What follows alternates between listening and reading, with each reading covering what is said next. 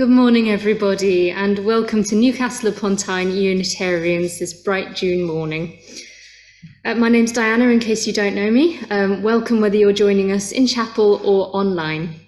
2 people online. Lovely. Welcome. You're very welcome. I'm going to light our chalice with some words by Yvonne Burrow.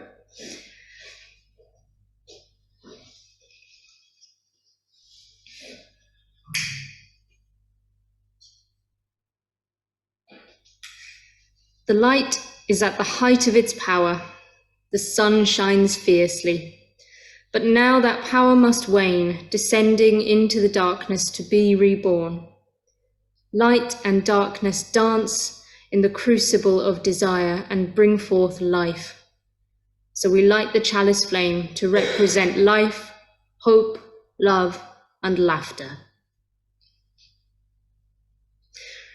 Right, well, today is a miscellany. So this is our June miscellany. So it's vaguely along the theme of summer, but also midsummer, because it's the summer solstice on Wednesday, I believe. I'm going to open with a poem by Anne McGough called Summons.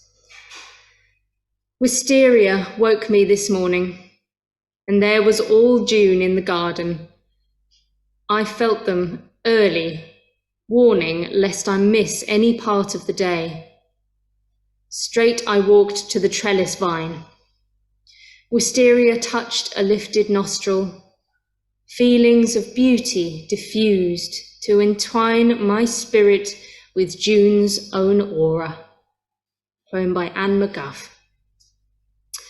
Okay, Louise, is now a good time for you to read? I'm happy to do that. Fantastic. I'll just let Kay join us. Good morning, Kay. Welcome. Good morning. Okay. Louise is going to read a little reading about Litha, the Wiccan celebration of the summer solstice. The Wiccan calendar. Litha. Litha is the name given to the Wiccan Sabbat celebrated at the summer solstice. This is the longest day and shortest night of the year, marking the pinnacle of the sun's power to fuel the growing season. From here on out, the sun will set a little earlier each night until Yule, and so we recognise and give thanks for its warmth. Though it's typically celebrated on June the 21st, the exact moment of the summer solstice varies from year to year. This is due to a slight misalignment between the Gregorian calendar and the actual rate of the Earth's rotation around the sun. The solstice also occurs at differing local times, so depending on where you live, it may fall the day before or after the date listed on any given calendar. For this reason, a date range of June the 20th to the 22nd is often cited in sources on the Wheel of the Year, which is the pagan and Wiccan calendar. As the sun reaches its highest point in the sky, in Wiccan theology and thought, the god is now in his full power, and the goddess of the earth is bringing forth the greatest abundance of the year. The crops are reaching full maturity, and the forests are bursting with lush growth. In just a few short weeks, the harvest season will begin. But for now, we pause to celebrate the manifestation of what was planted in the early weeks of spring. The warm sunlight is a welcome contrast to the cold and dark of winter, and we bask in its comforts. There is a focus on the element of fire in honour of the sun god, but recognition is also given to the horned god of the forest and to wild animal life. Ancient pagans celebrated the solstice with torchlight processions and giant bonfires to ritually strengthen the sun. Another tradition found among European cultures was centred on the need for balance between the elements of fire and water. Large wheels were set on fire and rolled downhill into creeks, rivers, or lakes, perhaps as a charm against summertime drought. This is also the traditional time for gathering wild herbs for medicine and magic, as most are fully grown by midsummer, and the power of this particular day will add to their benefits. For this reason, Litha is known as Gathering Day in Wales.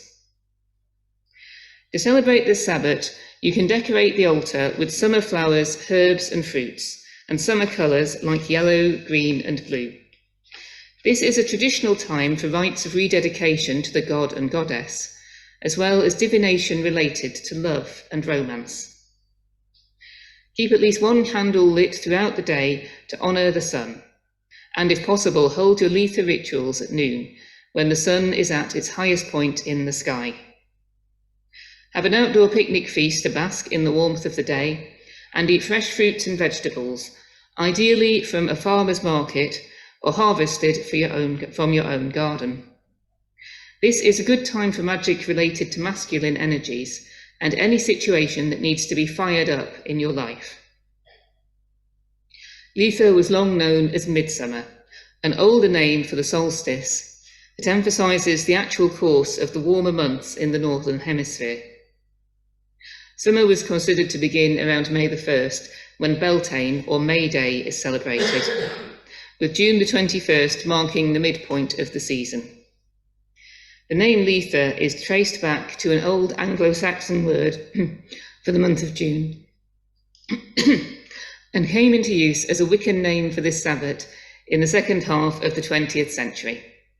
However, many pagans continue to use the more traditional name Midsummer.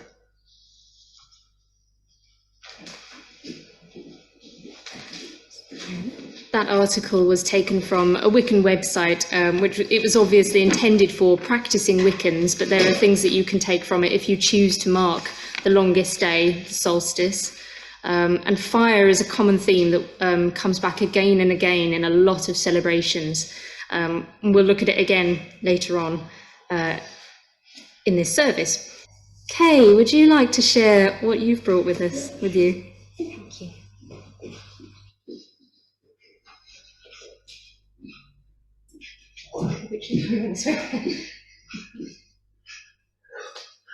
Right, well, I've had a bit of a cough and a sore throat, so I'll not do my usual singing, but instead, to raise the cultural tone of the morning, we'll have some poetry.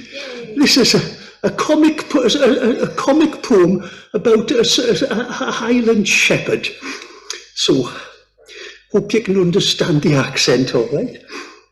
Way up in the Highlands where the fireflies glow, a big woolly sheep stubbed its big woolly toe. It fell on the ground on its big woolly knee and cried out in Gaelic, "Cabafay, Cabafay!"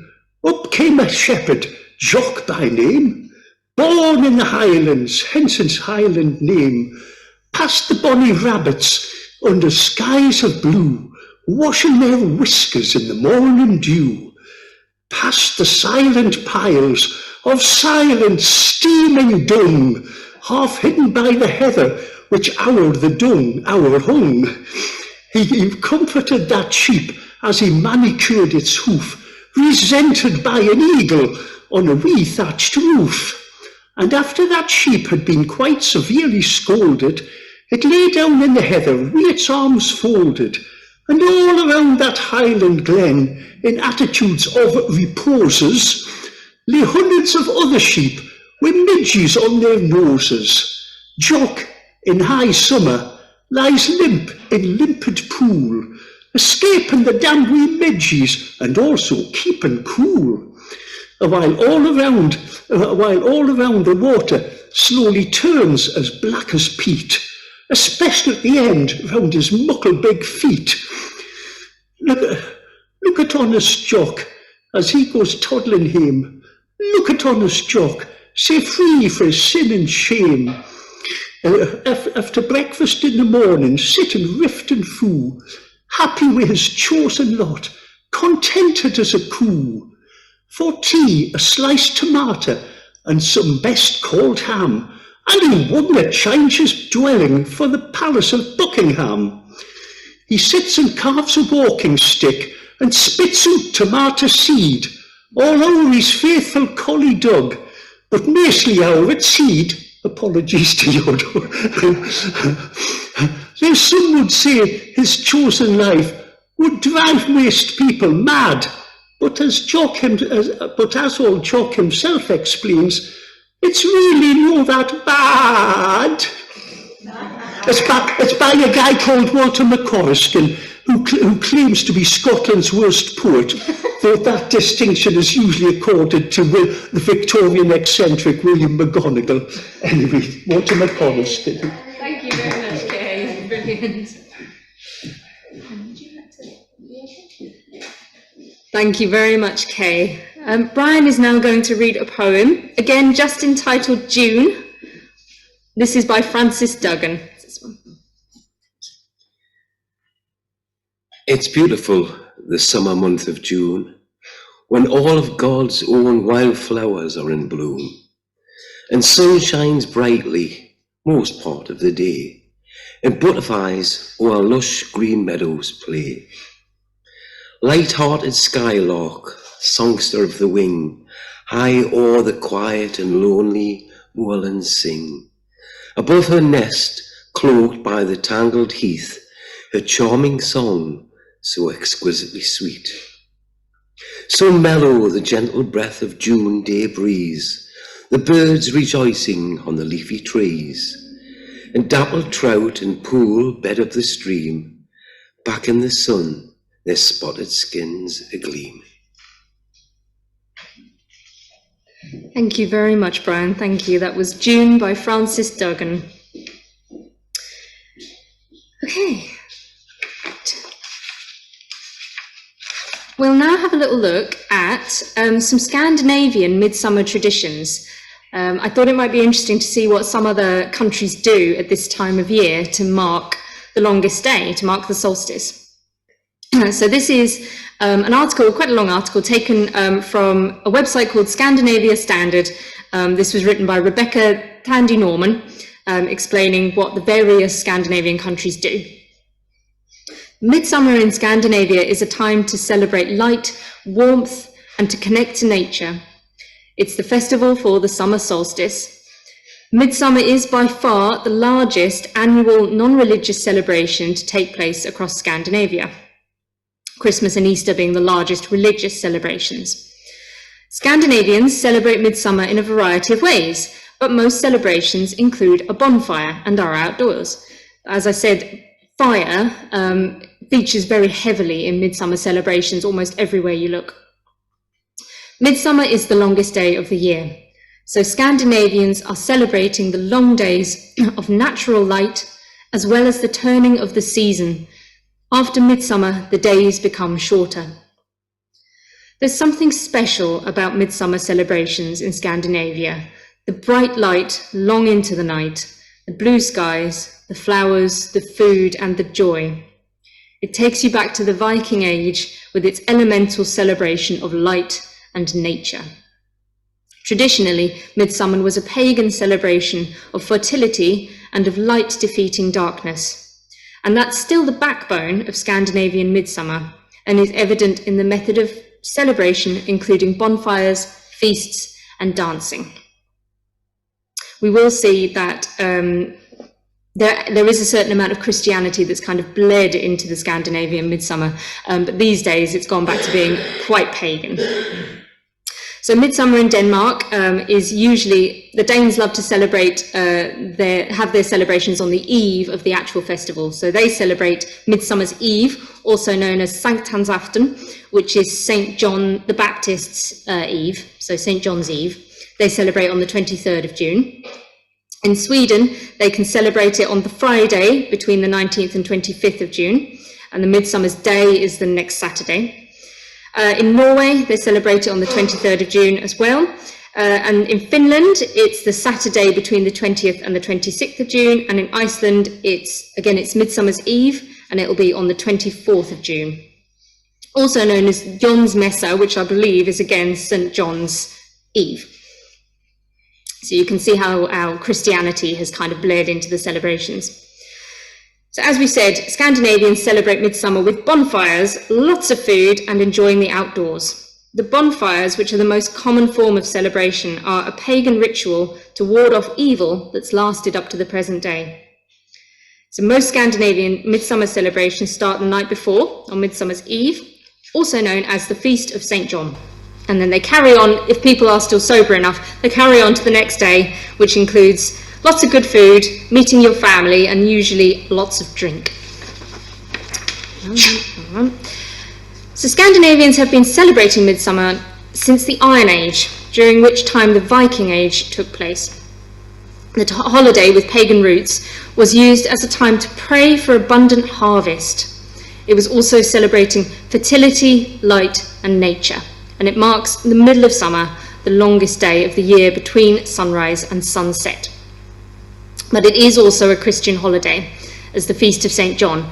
St. John was purportedly born on the 24th of June, and St. John's Eve is celebrated on the 23rd.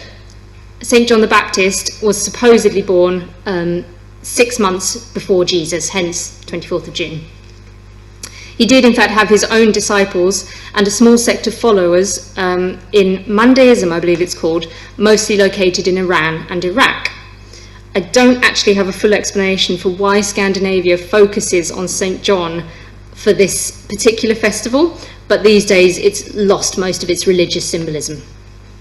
Midsummer was a national holiday until 1770, but it's still widely celebrated throughout these countries, and Sweden is known as being the most intense place to party. So why is it called Midsummer? It seems quite confusing because it's not exactly in the middle of summer. It's the middle of summer in the sense that it's the peak because it's the longest day, and after this point summer begins to wane. So Swedish Midsummer is a big deal. It's celebrated throughout the country, with people often leaving the cities to go into more pastoral country areas to celebrate in nature. It starts on Midsummer's Eve, the night before, and Swedes often pick flowers to make flower crowns, and they decorate a maypole, which you will see in this country as well. It's very similar to ours. The maypole is a tall pole, typically painted, wrapped with ribbons, decorated with flowers, and people dance around it with the ribbons. I have done this at school. It goes wrong very quickly. Midsummer's Eve is typically a large event with many people joining together, and because Swedes often use Midsummer as the first day of their summer holiday, it's a great way that they get all their social meetings in one go and then can go away and relax for the rest of the summer. The evening is also believed to be a night for love. So as we heard in the article that Louise read about the pagan festival, the Wiccan festival of Letha, this is often considered a time to celebrate love. Legend has it in Sweden that if a woman puts 7 different flowers under her pillow before she goes to sleep on Midsummer's Eve, she will dream of her future husband. Who knows? It's also believed that medicinal herbs are at their strongest on Midsummer. So this is the time when many people, I don't know how true this is, how many people actually do this in Sweden, but it's considered a good time to pick and preserve herbs and medicinal plants. There's a long leisurely dinner that includes traditional Swedish foods such as pickled herrings and potatoes. The party carries on to the next day, but the most important meal is on Midsummer's Eve. Other things you'll find, it could be things like grilled fish like salmon, a roast meat. You'll often see local berries with cream, so people try to celebrate what's in season at the time and celebrate nature through the food as well. In Sweden you would say glad midsommar. Do excuse my pronunciation, I really don't know if I'm pronouncing these right, but I'm going to try and pronounce in each language happy midsummer. So moving on to Denmark, it's called Sankt Hans Aften, which is St. John's Night. And again, it's ostensibly in honour of the birthday of St. John the Baptist, but again shares more with the pagan traditions of midsummer than a Christian holiday now. Also, they have lots and lots of bonfires throughout the country. They often have speeches, a lot like we have at Christmas, where we have famous celebrities lighting our Christmas lights in various towns and cities. This is a time when Danish celebrities will go around and give speeches before the midsummer celebrations. Bonfires have been a way to celebrate midsummer since the Viking Age. Again, in Denmark, it's viewed the same way, to ward off evil spirits. In Denmark, though, people started in the 1920s to add a straw witch to the bonfire. It's throwback to the witch burnings of the 16th and 17th century. You don't see it as often these days as you used to. People tend to see it as a little bit it's not a very cheerful view. People don't want to burn effigies of witches anymore, but you do occasionally see it. The bonfires last all night with an effigy or not, and families enjoy picnics, and they will say to each other, God sank Sankthansaften. I may give up on this. So in Norway, very, very similar. It's called the same thing. It involves bonfires, which is supposed to cleanse the area of evil spirits. They have good food, large gatherings. Sadly, it's no longer a national holiday, but some towns do try and retain the tradition anyway. And they say the same thing as in Denmark. I'm not going to try. I'm going to give up. Okay. In Finland, we have. I might try this one. We have Juhannus, which is again, it's the feast of Saint John. It is a national holiday, and a popular thing to do is to again leave the cities, go into nature, and take a sauna. You will find this in Finland. A nice legend, well, not a legend, a sort of tradition. The louder a person is during midsummer, the luckier they will become in the coming year. So Finland is a loud place to enjoy the celebrations. No, I'm not going to even try that. It's a lot more complicated. I can't read the Icelandic either.